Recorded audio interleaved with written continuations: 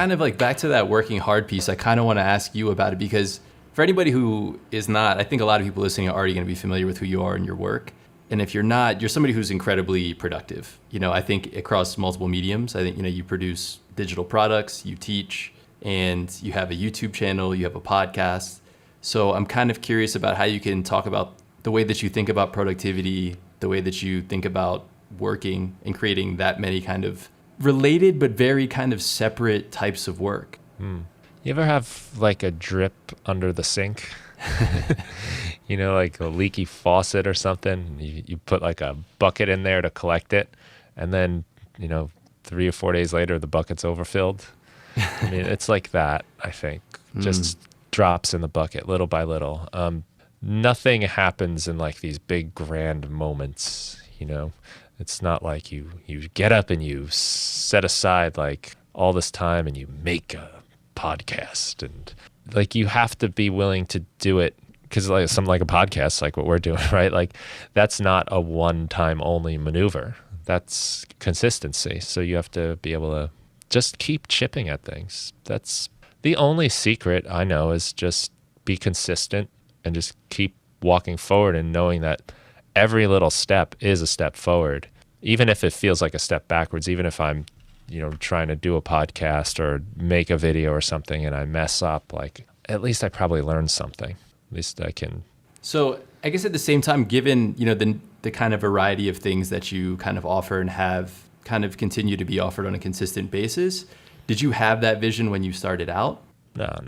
Interesting. No, and sometimes when I hear people talk about like, you need a vision, for your company, for your products, for your whatever, that sometimes makes me feel uncomfortable because I don't usually have it. It's more like discovery along the way, I guess. I think one of the first things that I did consistently, like publicly, I guess, was like making Ableton Live packs. I just made one day. I learned how to use like the sampler. I didn't know much about Ableton Live except a few things, I was just learning it. And I made a sampler instrument with the feedback on my laptop, which is another good example of problems that I kind of turned into solutions. Because I don't know if you've ever done this where you have like your internal mic on your laptop and you're also monitoring through the laptop speakers, and then you arm the track and it just goes, because it's, it's too close to the speaker. I recorded it, and then I was like, oh, all right, let me put it in a sampler, just see what happens, and made like an instrument out of it. And then people downloaded it, which I couldn't believe. So it made me say, like, oh, I should do this again, because I'm like making a lot of stuff. So I could probably do this every week. So I was like really excited. So I was like, I'll do one a week. And that got me being consistent, just working at it. And through the consistency, even though I was focusing on making sound packs and things like that, I was sitting down and making music. I was creating stuff. I was building a library for myself even. And I was getting better at like videos and being on camera or talking, and just comfortable putting myself out there and not really worrying about what other people think. Like what do people like you work with think or your family think? Like after a while, they just think like that's just what this guy does. He just does that. Like it's not weird anymore. And there's so many examples of that in life. Like I think of like people I know that can like get away with saying anything because that's just how they talk. And they've somehow earned themselves a free pass because that's just Bob. Bob is just, he's like outspoken, don't worry about him. But if I said like half those things, they'd be like, yo, what the hell got into you, man? You're out of line. So you just kind of start doing it, and a lot of things come from it. Like that's what you don't really see, I guess, is what happens as you start walking down the path. You start discovering the things along the path. And that idea of like having like a big vision and a plan, I think in my case has probably more than anything prevented me from doing things. And I think the podcast is a good example of that, because I wanted to do a podcast for a while before I started it, but I was overthinking it. I was trying to make it, what would it be like? Oh, I should have like cool intro music, and then I should have like this opening segment, and then we're going to do this. And then it's like, it got too big that I couldn't even start. But it wasn't until I just one day just tried to talk on a mic. Can I even do that? Let's start there, the bare minimum. Can I even do that first? Right. So it sounds like kind of the strategy of deconstructing things and kind of making them into a more digestible or tangible first step. Yeah, I think that's a good thing to do also, but I don't know that I had the construction yet on a lot of it. I don't, Yeah, what I'm I curious didn't about know is what I was building. right. And like you said that when you made that first instrument that you were really kind of just getting started in Ableton, it sounds like. Yeah. So do you not hear that voice that says, hey, you don't know very much about this yet, so you're not an authority or an appropriate person to share this or offer this? Do you not hear that voice, or do you hear that voice and you see it for what it is? Is it neither of those things? Well, I knew that it was kind of cool and I was excited. I was like, it's cool. Like you can make music out of feedback and, I can sample all this stuff and it's fun. And I was excited and I saw how it could be applicable musically. Where it kind of surprised me was almost like the inside out version of that was like people thought I knew what I was talking about. People thought they were asking me like other questions about Ableton Live that I had no idea about. I was like, I don't know. I just figured out how to do this one thing.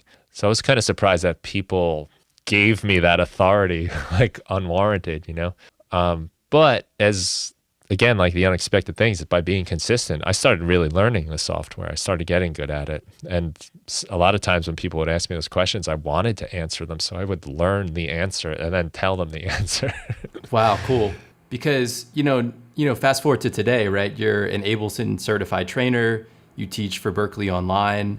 And so I was curious about, was your learning of Ableton something really formal to like reach that level of proficiency with the software itself? Or was it more kind of just like you just learned as you went, learned things that you were interested in learning, solve problems that came as they came up? And then one day you woke up and you were like, oh, I just kind of know enough to go ahead and see if I can be certified by Ableton for this.